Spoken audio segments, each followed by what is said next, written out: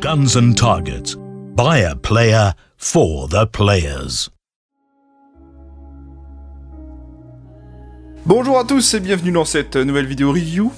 Et aujourd'hui je vous présente une réplique d'M4, plus précisément une réplique de chez Syma Platinum. Donc la gamme Platinum chez Syma, c'est un petit peu des Syma upgrade on va dire. Et aujourd'hui je vous présente donc une réplique type M4, type AR15 si vous préférez, et il s'agit de la CM097C. Alors comme d'habitude on a une boîte noire avec le logo Syma au centre, l'étiquette sur le côté gauche nous présentant le modèle.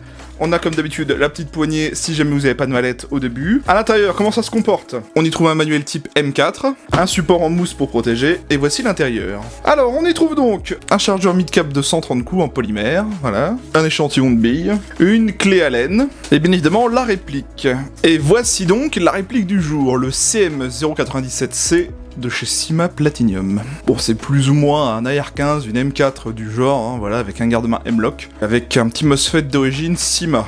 Vous allez voir que c'est pas dégueu d'origine. C'est un petit peu comme la MP5 que je vous avais présentée il y a déjà quelques mois. Je ne sais plus son nom, c'était la MP5 Syma Platinum que j'avais présentée aussi, enfin bref. Alors comme elle s'inspire de l'AR15, je vais vous parler du vrai AR15. L'AR15 est un fusil semi-automatique ayant donné naissance au fusil et carabine militaire M16 et son dérivé allégé, le M4. L'AR15 originel automatique est différent de la version civile. Le CAR15 fabriqué par Colt sous licence est uniquement semi-automatique. La société Armalite a développé la première version du fusil, qu'elle a ensuite vendue à la société Colt. À partir de 1963, le nom AR15 définit les fusils semi-automatiques et fusils automatiques dérivés du fusil d'assaut vendu par Colt, nom complet CAR15. À partir des années 1980, son fabricant la décline en AR15, carabine puis Colt Sporter Lightweight issu des carabines militaires Colt Commando et M4. Les lettres AR ne font pas référence à Assault Rifle, fusil d'assaut, mais aux deux premières lettres d'Armalite. L'AR15 est basé sur l'AR10, calibre 7,62, conçu par Eugene Stoner, Robert Fremont et L. James Sullivan de la société Fairchild Armalite. L'AR15 a été développé comme une version allégée au calibre 5,56 de l'AR10. Armalite vend ses droits de l'AR15 à Colt en 1959. La première version d'AR15 a été faite à la Malaisie le 30 septembre 1959. Colt commercialise l'AR15 à divers services militaires du monde entier, y compris l'US Navy, l'US Air Force, l'armée et le corps des Marines des États-Unis. Aujourd'hui, l'AR15 et ses variantes sont fabriquées par de nombreuses entreprises et sont très populaires parmi les terreurs civiles et les forces de maintien de l'ordre dans le monde entier en raison de leur précision et de leur modularité. Syma est un acteur majeur des marques bon marché de répliques et accessoires d'airsoft. Tout d'abord spécialisé dans divers modèles d'AK qui représentent encore une majorité de leur catalogue. Syma s'est diversifié avec des répliques de MP5, M4 et M14 ou encore G36. Le tout bien évidemment avec un rapport qualité-prix quasiment imbattable. Cette réplique d'AR15 par Syma sous sa gamme Platinum avec MOSFET, changement de ressort rapide et engrenage 13.1 d'origine et prise DIN. Elle dispose d'un externe très qualitatif avec garde-main M-Lock, silencieux intégré et corps typé MagPul, pour les joueurs nouveaux comme confirmé en Airsoft. Donc voilà pour l'arme et la réplique. Comment est-ce que ça fonctionne? Eh bien c'est un AEG standard. Comme je vous l'ai dit, ça se désigne sous le nom AEG pour Automatic Electric Gun. Ce sont des répliques d'airsoft qui fonctionnent avec une batterie qui vont faire actionner ce qu'on appelle une gearbox. C'est un gros système qui permet de faire remonter un piston qui va comprimer de l'air et utiliser l'air comprimé pour faire partir la bille. Je vous invite à taper AEG sur Google si vous souhaitez d'autres infos. Sachez que pour commencer l'airsoft, c'est ce qui est le plus simple, les AEG. On va regarder le manuel. Comme je l'avais dit pour la précédente review d'M4 Syma que j'ai fait il y a pas longtemps, le manuel a le mérite d'être traduit en allemand, anglais, français, espagnol, italien et néerlandais. Donc voilà, c'est un manuel en papier glacé très simple. Il va nous apprendre plusieurs choses, comment insérer la batterie et utiliser le sélecteur de tir, insérer la batterie en fonction du modèle d'M4 que vous avez, si c'est dans le garde-main à l'avant ou dans le tube de crosse à l'arrière, comme d'habitude. Un manuel très généraliste, c'est pas vraiment assigné à la réplique, mais c'est plutôt généraliste. Bon, au moins ils ont le mérite de mettre un manuel traduit, c'est très bien. Comment régler son pub, comment déboucher et nettoyer le canon. C'est très très basique, mais ça a le mérite d'exister, surtout pour les débutants qui ne connaissent pas l'airsoft. Et ça c'est un bon point. Regardons la réplique de plus près, parce qu'elle a quelques petits marquages, non pas des licences, parce que Syma ne dispose pas de licence, et c'est plutôt mieux de ne rien mettre, plutôt que de mettre des marquages moches, surtout la peinture blanche. Voici donc le garde-main type M-Lock, tout en métal, donc cette réplique est entièrement en métal, on va revenir à ça après, mais voilà. Pas de marquage sur le flanc gauche, ici on a le marquage du sélecteur de tir, sécurité semi et full automatique. De l'autre côté on retrouve le marquage du sélecteur de tir, des petits marquages sur les organes de visée, c'est tout. Et sur le chargeur c'est pareil, on n'a aucun marquage, c'est vraiment des répliques considérées comme cheap. Mais ça fait l'affaire, j'ai envie de vous dire. Il y a certes pas de marquage, mais c'est mieux que de mettre des trucs qui ne sont pas réalistes ou encore pire, des trucs à la peinture blanche. Voilà, au pire des cas, vous achetez la réplique et vous la faites graver avec une graveuse laser. Il y en a plein qui font ça, Softtech, Artisanat Kydex, il y en a plein. Alors au niveau des contrôles, eh bien c'est un M4 standard, j'en ai présenté plusieurs sur cette chaîne. On va commencer par tout ce qui est sécurité, je le dis, je le répète, sur le M4, ça se manipule avec le sélecteur de tir qui est ici. Donc lorsque le sélecteur est aligné avec le premier cran, nous sommes en sécurité, ça bloque la queue de détente, on peut absolument rien faire. En semi, nous avons bien le semi. Et en full, nous avons le full. Le sélecteur de tir n'est pas ambidextre, on a bien le marquage de l'autre côté mais il est pas ambidextre. On a un réglage de crosse type M4, hein, donc c'est un peu une crosse un peu... Donc on peut le régler sur plusieurs positions, hein. Vous voyez que ça rajoute une bonne longueur de crosse quand même, hein. Donc c'est très simple, hein. C'est de la crosse type M4 standard. Notez que sur cette crosse, on a un attache-angle QD en métal à l'arrière, un attache-angle un point de chaque côté de la réplique au tube de crosse d'origine, ça c'est très bien. Je dis un gros chapeau aux marques qui font ça d'origine. Un attache-angle QD ici en métal de chaque côté du garde-main. Et voilà pour les attache-angles. Donc d'origine vous en avez quand même plusieurs, et ça c'est très bien, parce qu'on n'est pas obligé de racheter ça en plus. Pour éjecter le chargeur sur la M4, on en a typiquement que un, il s'agit du bouton ici, classique. Donc on appuie et on sort le chargeur. Aucun problème pour l'insérer, hein. Au niveau de la compatibilité, sachez que la plupart des chargeurs passent, hein, c'est assez standard. Moi j'utilise des chargeurs de la marque PTS et ils passent dedans, donc c'est bon à savoir, hein. Et j'ai aussi quelques chargeurs de la marque Big Dragon, c'est une marque cheap, mais ils passent aussi dedans, donc comme ça. Donc on a un garde-main type M-Lock, voilà, en métal, hein, qui nous permet d'y mettre des accessoires M-Lock ici. On a 4 emplacements ici, 3 emplacements ici, encore 4 emplacements en dessous, 3 emplacements encore sur le côté, et 4 encore sur le latéral. C'est plutôt complet, hein, sachant qu'au-dessus on a un grand rail Picatinny pour diverses optiques. Ça c'est très bien. Bien évidemment, on peut dévisser le modérateur de son, comme ceci, hein. Donc il est en métal. On y retrouve le canon interne quand on enlève le modérateur de son. Le pas de vis, on va peut-être le voir, voilà, il est caché ici. Donc c'est du 14 mm CCW, mais il va falloir trouver un silencieux qui va les visser en passant ici. Bon, sachant qu'ils nous en mettent un d'origine, j'ai envie de vous dire, on n'a pas tellement à en chercher un nouveau, quoi. Sur la réplique, on dispose d'organes visés d'origine de type flip-up. On va relever simplement comme ceci, à l'arrière comme à l'avant. Voilà. Donc à l'arrière, il est réglable en dérive avec la petite molette ici, voilà, et en hauteur avec la petite molette dessus. Comme ça, on pourra le rehausser, le changer comme vous voulez. Et à l'avant, eh bien c'est pareil, on peut le rehausser en hauteur avec la petite molette qui est en dessous, mais pas en dérive. Le levier d'armement sur cette réplique est fonctionnel, il va vous permettre d'aller ouvrir la trappe de réglage du hop-up, on va y revenir après, mais je vous le montre. On tire simplement comme ceci, ça bloque le réglage en arrière, et pour le refermer, on utilise le bolt catch qui est fonctionnel ici. Donc je vais appuyer dessus, de l'autre côté. Et voilà, ça referme la trappe. Et voilà donc pour les contrôles standards, hein. Ça reste vraiment du M4 classique, c'est plutôt simple. Le réglage du hop-up, eh bien comme je l'expliquais tout de suite, on va aller tirer le levier d'armement en arrière. Voilà, ça bloque la trappe de réglage, je vais zoomer pour vous montrer. Et juste ici, voilà, on retrouve la molette de réglage du hop-up qu'on va tourner d'un sens ou de l'autre pour régler son hop-up tout simplement. Donc c'est très bien parce qu'il est accessible en partie, hein, c'est pas compliqué d'aller le chercher. Puis on referme la trappe en appuyant sur le bolt catch. Voilà. Pour l'emplacement de batterie, ça va se faire au niveau de la crosse. Vous voyez qu'à l'arrière de la plaque de couche, on a un petit loquet, et ben on va le tirer vers le bas, et on va piloter le talon vers le bas. Voilà. On retrouve une connectique Tedin. Voilà. Donc on va aller y mettre une batterie pour vérifier. Donc l'emplacement de batterie est plutôt fourni, hein. Vous pouvez mettre une batterie 11.1 sans problème, soit dans le tube, soit dans chaque élément de la crosse, ça se fait très bien. On va y mettre une batterie, voir un petit peu le test de tir à vide. Donc, comme je vous l'ai expliqué tout à l'heure, la réplique dispose d'un MOSFET d'origine, c'est le même MOSFET qu'on avait dans la MP5 que je vous ai présenté il y a pas longtemps. Donc qui dit MOSFET dit qu'on va avoir un micro-switch électronique, et pas un switch mécanique, et une meilleure réactivité, une protection des courts-circuits, etc. Voilà. Donc, quand je vais le brancher, vous allez entendre la mélodie bien sympathique de Syma. Vous l'avez entendu? Allez, je vous la remontre. Voilà, c'est plutôt cool comme truc. On va regarder la queue de détente. Je vais enlever le chargeur quand même au cas où, on sait jamais, même s'il est vide, hein. Donc ça part d'ici. Voilà, un poil long.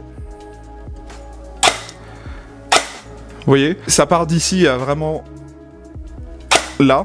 Bon, j'ai vu bien plus court. Alors sinon, le trigger reset, il est... En fait, vu qu'il y a vraiment un switch électronique et pas mécanique, il est très court. Vous voyez? Donc ça permet d'enchaîner le semi quand même plutôt rapidement, d'origine, ça c'est bien. Vous voyez que ça marche quand même pas mal, hein. En full, qu'est-ce que ça donne? Ça dépote pas mal. Par contre, ça claque très très fort, hein, clairement.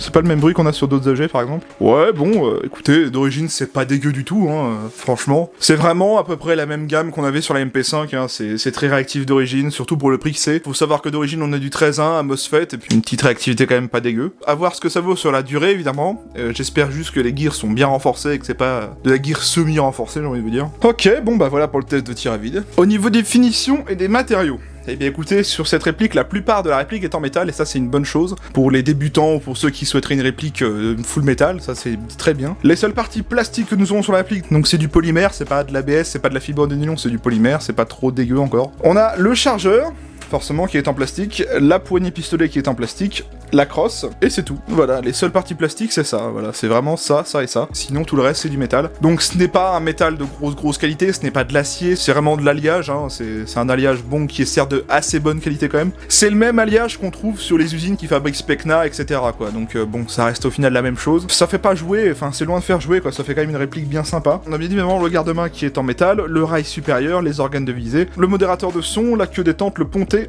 le lower, le tube de crosse, le levier d'armement. Voilà, on a vraiment beaucoup de métal sur cette réplique, ce qui donne un poids approximatif de 2,7 kg à la réplique, et c'est pas dégueu. Voilà, hein, franchement, en termes de finition, les assemblages sont bien faits, les matériaux sont propres, hein, je trouve. Sima n'est pas trop dégueu dans l'ensemble. Hein. C'est considéré comme une marque cheap, mais moi je la considère pas trop comme du cheap, c'est vraiment très bien pour les débutants qui n'ont pas un gros budget, je trouve. Voilà, vous voyez qu'il y a rien à dire, hein, c'est quand même plutôt propre. Que ça soit sur les M4 ou les AK, Sima c'est assez recommandable, hein, surtout si vous n'avez pas un gros budget ou si vous voulez pas mettre trop cher. Autre petit point sur cette réplique, elle dispose d'un système de changement de ressort rapide. Je vais pas vous le montrer parce que c'est une réplique qui est censée être vendue après. Tout ce que je peux vous dire pour le changement de ressort, c'est que vous n'avez pas à sortir la gearbox de la réplique déjà, et encore moins à démonter la gearbox en deux pour changer le ressort. Pour ce faire, il vous faut tout simplement un tournevis assez long pour aller dans le tube de crosse, et juste au bout du tube de crosse, vous avez directement la vis du guide ressort. Donc vous dévissez le guide ressort, vous enlevez le guide ressort avec le ressort, vous le remettez, et vous remettez la vis avec un tournevis dans le long. Le plus chiant pour changer le ressort, en fait, c'est vraiment de trouver un tournevis assez long qui va aller jusque là et d'aller choper tout simplement la vis du guide ressort. Le changement de ressort rapide est quand même accessible par l'arrière de la réplique sans avoir à sortir la gearbox de la réplique. On va parler des caractéristiques techniques. Alors, c'est une réplique de calibre 6 mm à propulsion AEG, disposant d'une connectique TEDIN.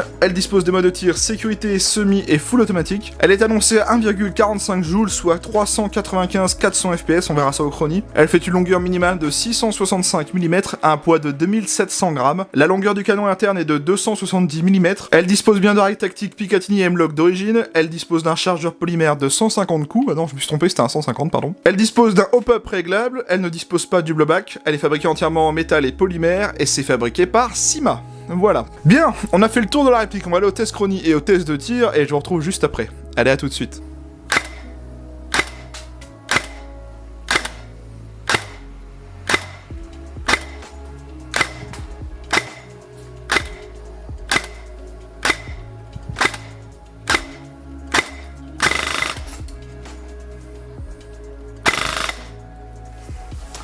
À peu près 25 millisecondes.